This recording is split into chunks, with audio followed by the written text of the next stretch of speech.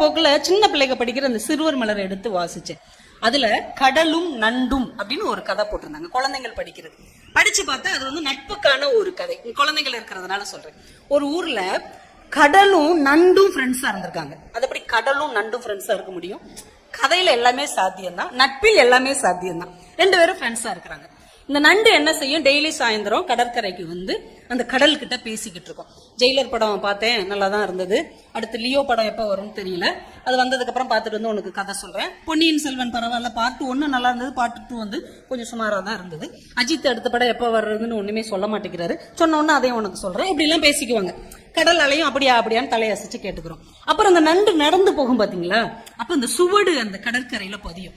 இந்த நண்டு அப்படியே ஒரு கெத்தா பார்க்கும், நம்ம சுவடு எவ்வளவு அழகா இருக்குன்னு திரும்பி பார்க்க தான் செய்யுமா, இந்த கடல் அலை உடனே ஓடி வந்து அதை அழிச்சிருமா.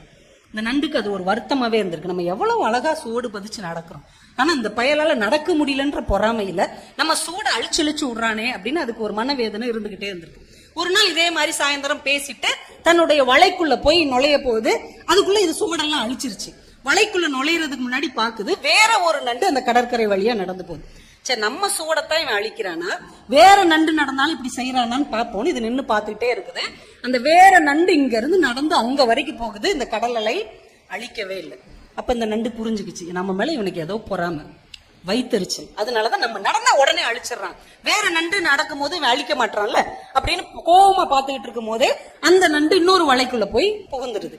அடுத்த செகண்ட் ஒரு நரி அந்த வழியா வருது.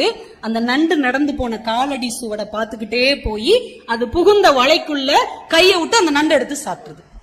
இப்பதான் இந்த நண்டுக்கு புரியுது, தன்னுடைய நண்பன் தன் சுவடுகளை அழிக்கவில்லை, தன் உயிரை காப்பாற்றி இருக்கிறான் என்பது அதுக்கு புரியுது.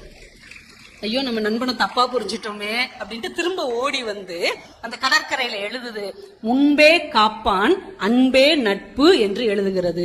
அதையும் அந்த கடல் அலை அழித்து விட்டு செல்லுகிறது. நீதி. சிறுவர் மலர் கதையில எல்லாம் நீதின்னு ஒண்ணு போடுவாங்க தெரியுமா, நீதி அப்படின்னு போடுறாங்க. அது என்ன தெரியுமா, ஒரு நல்ல நண்பன் நட்பை இழந்தாலும் இழப்பான், ஆனால் நண்பனை ஒருபோதும் இழக்க மாட்டான். அதுதான் உண்மையான நட்பு.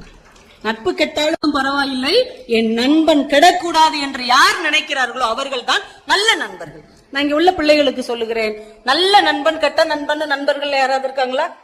நண்பன்னாலே அது நல்ல நண்பன் தான். கெட்ட நண்பன் உலகத்திலேயே கிடையாது. ஆனால் கெட்ட நண்பன் ஒருத்தன் இருக்கான் அப்படின்னு வள்ளுவருக்கு தெரிஞ்சிருக்குது.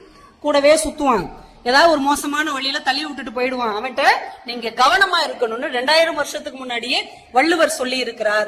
நகுதர் பொருட்டென்று நட்பு, மிகுதிக்கண் மேற்சென்று இடித்தர் பொருட்டு. சும்மா கெக்கன்னு சிரிச்சுக்கிட்டு இருக்கிறவங்க நல்ல நண்பர்கள் இல்ல.